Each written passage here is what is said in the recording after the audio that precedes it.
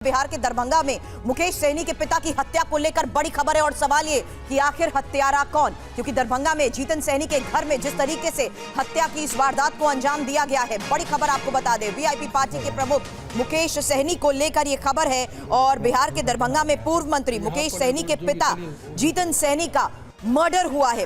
फिलहाल घर में मिली लाश और जिस तरीके से घर के अंदर और बाहर की तस्वीरें सामने आ रही है, आखिर कौन है हत्यारा और किस मकसद से इस हत्याकांड को दिया गया है अंजाम, इस बारे में मेरे सहयोगी रुपेश से करेंगे सवाल। और जिस तरीके से पूरे मामले की इन्वेस्टिगेशन हो रही है, अभी तक शुरुआती जांच के बाद क्या पता लग पाया है, इस बीच आपको बता दें बिहार में दरभंगा से ये तस्वीरें भी सामने आ रही हैं। रुपेश हमारे सहयोगी हमें ज्वाइन कर चुके हैं। रुपेश, मुकेश सहनी वीआईपी पार्टी के प्रमुख और जिस तरीके से उनके पिता की हत्या को अंजाम दिया गया है, क्या खबर इस बारे में अभी तक शुरुआती जांच के बाद सामने आई? देखिए, दरभंगा में बिरौल के जो एसडीपीओ हैं, उन्होंने पहला बयान दिया है और उन्होंने कहा है कि लगता है कि चोरी की नीयत से चोर अंदर घुसे थे और इसी दौरान ये हत्या की गई है। प्रथम दृष्टया जो मामला लग रहा है, हालांकि जांच की टीम पहुंच रही है, एफएसएल की टीम भी वहां पे पहुंच रही है, लेकिन जो स्थिति है, आप हालात देखिए जो दिखलाने के काबिल भी नहीं। किस तरीके से छत विछत सौ घर में अकेले मुकेश सहनी के पिता जीतन सहनी रहते थे और घर की जो स्थिति है, बहुत बड़ी कोई संपत्ति और इस तरह वो देख करके ऐसा नहीं लग रहा है कि चोर ने पहले से रेकी की होगी और बहुत बड़ी संपत्ति या बहुत कोई माल हाथ लगने की नीयत से वो घर में घुसे होंगे। और शव जहां पड़ा है, ठीक उसके बगल में कुछ पैसे भी वहां पे दिख रहे हैं विजुअल्स में।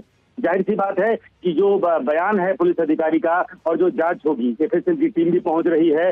मुकेश सहनी फिलहाल मुंबई में है और वो कोशिश में है। उनकी पार्टी के लोग ये कह रहे हैं कि हो सकता है कि वो दरभंगा होकर हैदराबाद होकर के फिर पटना पहुंचे और मुकेश सहनी ने कहा कि वो एक विशेष विमान से पटना पहुंचने की कोशिश भी कर रहे हैं। इस बीच में पिछले एक महीने से लगातार जो नेता प्रतिपक्ष हैं, हमारे साथ आप जुड़े रहिएगा रुपेश, आगे भी आपसे बातचीत करेंगे। और मुकेश सहनी के पिता की हत्या हुई है बिहार के दरभंगा में। मुकेश सहनी कौन है, अब ये जानिए। 2018 से सक्रिय राजनीति में आए विकासशील इंसान पार्टी के संस्थापक सन ऑफ मल्लाह के नाम से भी ये जाने जाते हैं। वहीं 2024 चुनाव में वीआईपी पार्टी 3 सीटों पर लड़ी थी। मुकेश सहनी सिनेवर्ल्ड कंपनी के मालिक हैं। 27 मार्च 2022 तक बिहार में पशुपालन मंत्री भी रहे हैं। और आरजेडी प्रवक्ता मृत्युंजय तिवारी जी हमारे साथ जुड़ गए हैं। मृत्युंजय जी, मुकेश सहनी के पिता का मर्डर हुआ है बिहार में, क्या एक बार फिर से कानून को चुनौती दे रहे हैं अपराधी? देखिए, ये सुबह सुबह बिहार से दरभंगा से जो अत्यंत दुखद खबर आई है जी, बहुत ही मर्माहत करने वाला है। हम लोग सब मर्माहत हैं और ये बता रहा है कि बिहार में अपराधी राज कायम है। जब राजनेता के पिता की हत्या इस तरह से हो रही है, आम लोग तो भगवान भरोसे, ये अपराधी राज कायम हो गया है बिहार में। आए दिन लगातार हत्याओं का दौर जारी है। नेता प्रतिपक्ष तेजस्वी यादव जी लगातार सवाल खड़े कर रहे हैं, लेकिन डबल इंजन की सरकार में एक इंजन अपराध पर एक इंजन भ्रष्टाचार की ओर बढ़ा हुआ जी। आदरणीय प्रधानमंत्री जी, आदरणीय मुख्यमंत्री जी, सरकार में एनडीए के लोग जंगल राज का राज अलापते थे। अभी ये कौन सा राज है? महाजंगल राज चलाने वाले अभी चुप क्यों है? ये तो पूरी जनता भगवान के भरोसे है। और मुकेश सहनी जी के साथ हमारी पार्टी, हम लोग सब लोग साथ में हैं। इस घटना पर प्रशासन को त्वरित कार्रवाई करनी चाहिए। आखिर कौन लोग, किसने इस तरह का हिम्मत किया कि मुकेश सहनी जी के पिता की हत्या हुई है? इससे हम लोग बहुत ही अत्यंत ही दुखी हैं और मर्माहत। लेकिन मृत्युंजय जी, शुरुआती जो समझ में आ रहा है कि किसी तरीके का कोई थ्रेट नहीं था मुकेश सहनी के पिता को। घर भी देखने में ऐसा लग रहा है कि बहुत ही साधारण तरीके से रहते थे।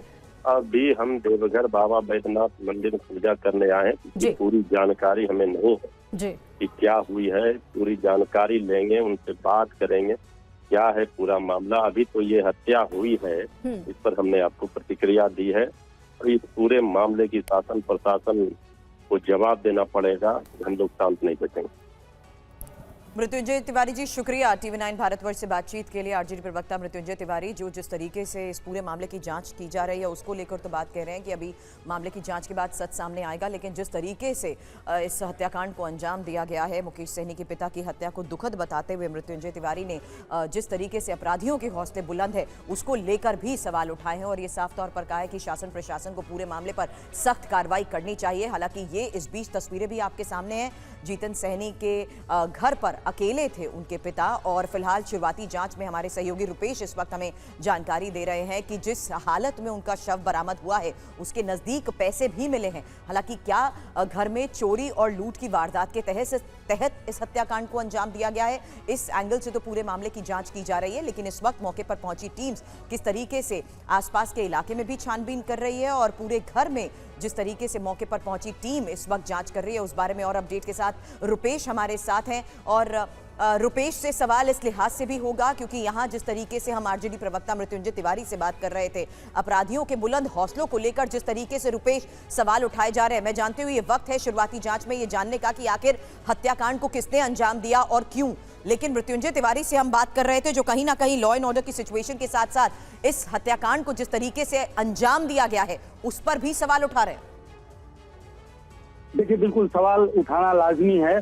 और जिस तरीके से पिछले लगभग एक पखवाड़े से तेजस्वी यादव जो कि बिहार के नेता प्रतिपक्ष हैं, वो लगातार बिहार में जो आपराधिक वारदात जो बढ़े हैं उसको लेकर सवाल खड़े करते रहे हैं। लेकिन इस बीच इस घटना को लेकर के और दरभंगा के जो एसएसपी हैं उन्होंने आईपीएस काम्या मिश्रा के नेतृत्व में एक एसआईटी का गठन कर दिया है जो एसआईटी जांच करेगी कि आखिर क्या मामला है, क्या कोई दुश्मनी की वजह से या जिस तरीके से बिरौल के जो एसडीपीओ हैं वो कह रहे हैं कि चोरी की नीयत से लगता है चोर अंदर घुसे थे और इसी क्रम में उनकी हत्या की गई है। ये प्रथम दृष्टया उन्होंने कारण बताया है।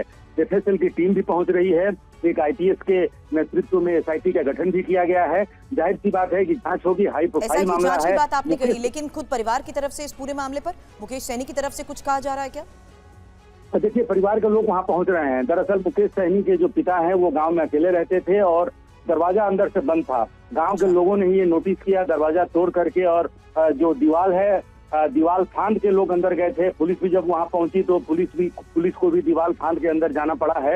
ऐसे में परिवार के लोग भी पहुंच रहे हैं। हालांकि गांव के जो आसपास के लोग हैं वो फिलहाल किसी दुश्मनी या हाल के दिनों में ऐसी कोई घटना हुई हो जिससे ये अंदेशा जताया जाए कि किसी दुश्मनी की वजह से या हाल के दिनों में कुछ ऐसा हुआ है जिसकी वजह से इनकी हत्या तक की जा सकती है, ऐसा अंदेशा लोगों ने अभी तक नहीं जताया है। लेकिन खुद मुकेश सैनी इस पूरे मामले पर क्या कहते हैं, इस पर नजर बनाए रखें। बड़ा अपडेट आपने यहाँ दिया है कि जिस तरीके से इस वक्त पूरे मामले की जांच मौके पर पहुंची पुलिस कर रही है। एक एसआईटी का भी गठन हो चुका है। हालांकि इस पूरे मामले की जांच पर हमारी नजर रहेगी, आगे भी देंगे आपको अपडेट। शुक्रिया पूरी जानकारी के लिए रुपेश।